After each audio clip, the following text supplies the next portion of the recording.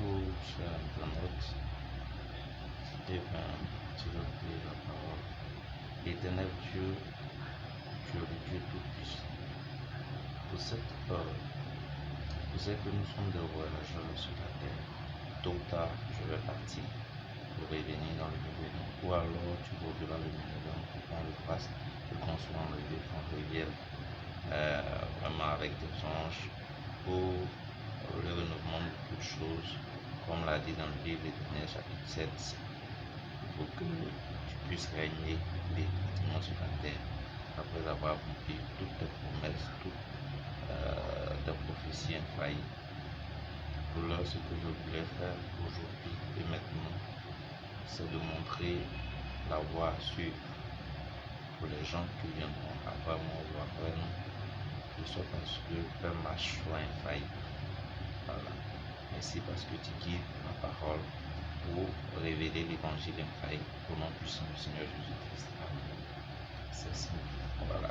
Puisque nous sommes tous des voyageurs sur la terre, quand vous allez lire ces écritures, ça va vous permettre de reconnaître les faux messages, de reconnaître les fausses brebis, pour ne pas dire le loup, parce qu'on dit le loup vient en agneau et puis il essaie de dévorer la pâturage, le pâturage. Donc, quand vous allez écouter ce message-là, vous aurez les secrets pour toujours avoir des messages infaillibles, pour ne jamais être séduit par des prophéties ou par des révélations. Voilà pourquoi je veux donner ce petit message. Le thème que j'aimerais donner, c'est l'évangile éternel. Maintenant, je vais lire un passage qui n'est pas le passage de base. Bon, si vous voulez, on va commencer par le passage de base. Le passage de base, c'est Galates. Le livre des Galates. Pas grave, je pense que je vais le temps. Je lis tout. Galates chapitre 1er, je vais lire le passage. Galates chapitre 1er à partir du verset 6. Je m'étonne que vous vous détourniez si promptement de celui qui vous a appelé à la grâce, pas par mérite, à la grâce de Christ, pour passer à un autre évangile. Je reprends la phrase. Galates chapitre 1er, verset 6. Je m'étonne que vous vous détourniez si promptement de celui qui vous a appelé par la grâce de Christ pour passer à un autre évangile.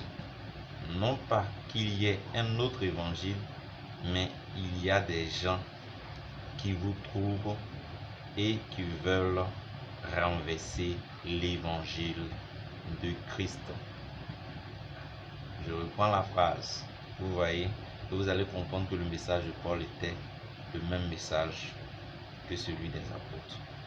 Maintenant, si vous remplacez par l'évangile par message, parce que l'évangile c'est un message, voilà ce que ça donne. Je m'étonne que vous vous détournez si promptement de celui qui vous a appelé par la grâce de Christ pour passer à un autre évangile ou à un autre message. Non pas qu'il y ait un autre évangile ou un autre message, mais il y a des gens qui vous troublent et qui veulent renverser l'évangile de Christ pour le message de Christ. Mais, verset 8, mais quand nous-mêmes, quand un ange du ciel annoncerait un autre évangile ou un autre message que celui que nous avons prêché, qu'il soit anathème. Verset 9. Nous l'avons dit précédemment et je le répète à cette heure, si quelqu'un vous annonce un autre évangile ou un autre message que celui que vous avez reçu, qu'il soit anathème. Anathème veut dire qu'il soit blâmé, qu'il soit séparé de Christ. D'autres peuvent dire même qu'il soit maudit. Voilà, verset 10. Et maintenant, est-ce de la faveur des hommes que je désire? Verset 10. Et maintenant, est-ce la faveur des hommes que je désire ou celle de Dieu? Est-ce que je cherche à plaire aux hommes? Si je plaisais encore aux hommes, je ne serais pas serviteur de Christ. Voilà. Donc, il y a des vérités qui ne sont pas toujours agréables à entendre. Voilà. Si vous avez vu qu'ils ont tué Jésus, qu'ils ont tué Étienne, c'est parce que ces personnes disaient des vérités qui ne seraient pas toujours agréables. Donc, quand tu veux dire la vérité, c'est sûr qu'il y aura des gens qui vont te détester, qui vont te haïr, qui vont vouloir même te tuer.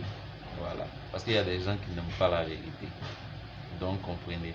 Maintenant, c'est savoir dire de manière à ne pas choquer. C'est ça maintenant la sagesse. J'espère que Dieu sera avec ma bouche pour vous donner ces vérités-là qui sont infaillibles, écrites déjà.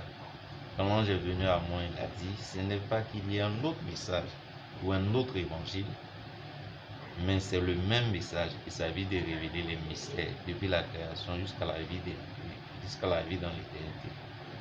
S'il ne te croit pas, tu iras et tu descendras comme sacrificateur et te croiront. Voilà ce qu'il a dit. Donc l'ange ou le messager, il ne vient pas pour dire un autre message que l'apôtre Paul. Il ne vient pas pour dire un autre message que comment on appelle, les prophètes de l'Ancien Testament. C'est Mahomet qui est venu un autre message qui est différent, qui dit que les prophètes qui étaient anciens là n'ont pas dit toute la vérité. C'est tous ceux qui viendront pour ne pas donner le même message que celle de la Bible ici. L'apôtre Paul dit, même si lui-même vient pour donner un autre message, qu'il soit maudit, qu'il soit anathème. Donc, ça sera la référence de tous les croyants. Depuis que l'évangile a été bouclé, ça sera la référence. Pour ne pas que Satan vienne changer, renverser l'évangile de Christ, renverser le message de Christ. Parce que Dieu sait que Satan, il vient tout pour dire autre chose que la vérité. Il vient pour mentir, pour pervertir la vérité avec des nouvelles doctrines, des choses qui ne sont pas bibliques. Voilà.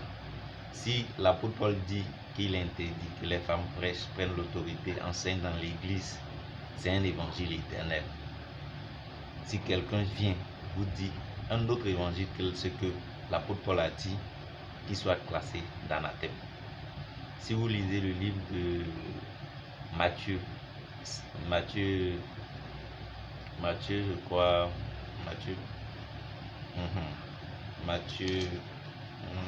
j'allais dire, on va prendre Matthieu, je vais lire directement, Matthieu 16, 23. Matthieu 16,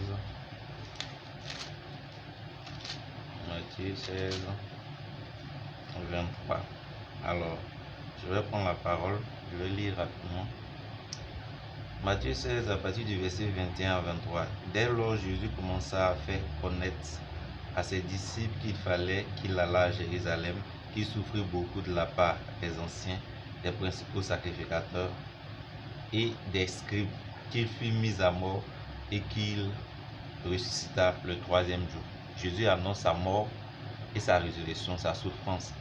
Il dit qu'il fallait que ces choses arrivent. Donc il savait qu'il était venu ici à dessein pour jouer le rôle de rédempteur. Verset 22. Pierre, l'agent pris à part, se mit à le répondre et a dit, à Dieu ne plaise, Seigneur, cela ne t'arrivera pas. Mais Jésus se retourna, dit à Pierre, arrière de moi, Satan, tu mets en scandale, car tes pensées ne sont pas les pensées de Dieu, mais celles des hommes. Vous voyez, quelque part il est écrit dans, comment on appelle, dans la Bible, quelque part il est écrit que tout homme soit reconnu pour faux, Dieu seul pour vrai. Donc toute parole, tout message, toute révélation qui se repose pas sur la parole de Dieu, ça vient de Satan, ça vient des hommes. Tout enseignement qui vient des hommes, la Bible qualifie à travers ce passage que je viens de lire là, ce sont des enseignements de Satan. Jésus a dit à Pierre ici de manière claire que parce que quand Jésus a fini de dire qu'il doit souffrir, qu'il doit ressusciter au troisième, qu'il doit mourir, ressusciter au troisième jour, que l'apôtre Paul est venu lui dire gentiment que cela n'arrivera pas, on aurait pensé que comme l'apôtre Pierre est venu dire que cela n'arrivera pas, c'était quelque chose de bon, il a parlé de bonnes choses. Cette pensée n'était pas conforme aux Saintes Écritures, à Ésaïe 53. Donc toute pensée qui n'est pas conforme aux Saintes Écritures, c'est une pensée du diable. C'est pourquoi Jésus a dit cette pensée-là. est de Satan, arrière de mon Satan, car tes pensées sont celles des hommes. Je paraphrase. Donc c'est clair. Si vous voulez donner un message infaillible, il faut que ça se repose sur la parole de Dieu. Si vous avez des prophéties, il faut les analyser à la lumière de la parole de Dieu. Si ça colle, alors vous les donnez. Si ça ne colle pas, ne donnez pas. Sinon, vous serez faillible. Donc si vous voulez être faillible, que le fil soit toujours la parole de Dieu. Que les prophéties, les messages soient toujours en accord avec la parole de Dieu. Et en ce moment-là, vous aurez des messages infaillibles, des prophéties infaillibles avant d'entendre le salut. Ça, c'était le premier point. Maintenant, le deuxième point, je vais dire ça pour terminer. Et ça, c'est dans Genèse. Je vais lire rapidement la parole. Merci Seigneur pour tout ce que tu fais. Ok. Genèse chapitre 3, à partir du verset 14. Je vais lire. S'il y a d'autres messages à dire, à développer, ça sera pour la prochaine fois. Donc, il me reste, il y avait déjà 11 minutes, il me reste quelques minutes. Genèse chapitre 3, à partir du verset 14. L'Éternel dit au serpent, puisque tu as fait cela, tu seras maudit en tout le bétail et en tous les animaux des champs. Tu marcheras sur ton ventre. Ça veut dire que il ne marchait pas sur ton ventre, sur le ventre.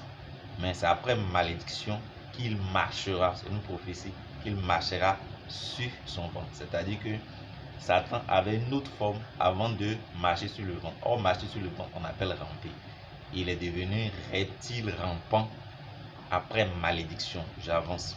Tu marcheras sur ton ventre et tu mangeras de la poussière tous les jours de ta vie. On mangera de la poussière tous les jours de la vie. C'est simple. On mangeait d'âmes, sorciers qui tuent des gens, qui mangent des âmes. Tu vois, non? Il n'y a pas ça. Parce que nous, on a deux composants. On dit tu es poussière, tu retourneras poussière. Et ce qui est esprit, l'âme retourne à Dieu. Donc, si on dit tu manges la poussière, c'est pas que c'est la poussière qui est là. C'est un mangeur d'homme. Voilà. Quand tu tues l'âme, tu manges d'homme. C'est comme tu es en train de manger une partie de l'homme. Donc, tu manges la poussière. Quand on dit les sorciers mangent les hommes, c'est pas notre âme, c'est pas notre esprit qui mange. Quand ils mangent, c'est-à-dire ils mangent quelque chose de l'homme. Et la chose consommable de l'homme est identifiée par la poussière. C'est la partie visible, la partie matérielle. Tout ce qu'on mange la retourne à la poussière. Voilà, donc de manière codée, Satan est un sorcier. Tous ceux qui sont dans les confréries de sorcellerie, des mysticismes qui tuent des gens qui mangent déjà sont en train de manifester l'image de Satan.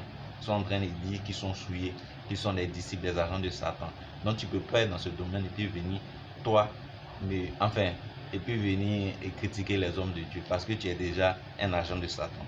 Maintenant, on termine rapidement.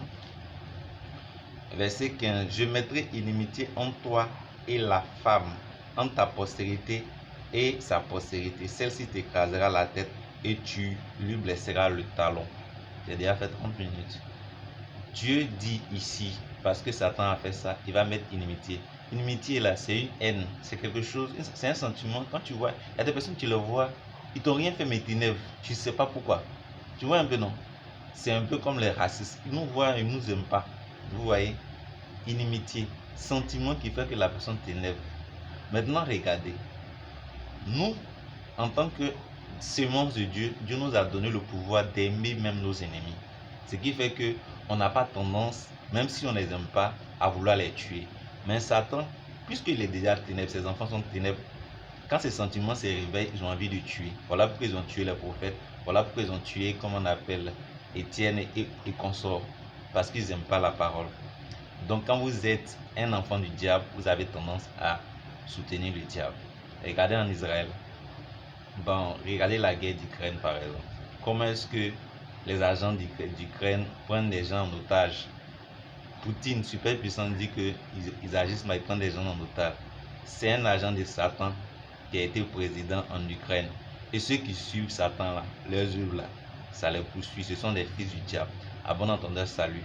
On retient que l'évangile éternel, c'est de rester toujours dans l'esprit de la parole écrite. Et c'est ainsi pour toujours. À bon entendeur, salut. Amen.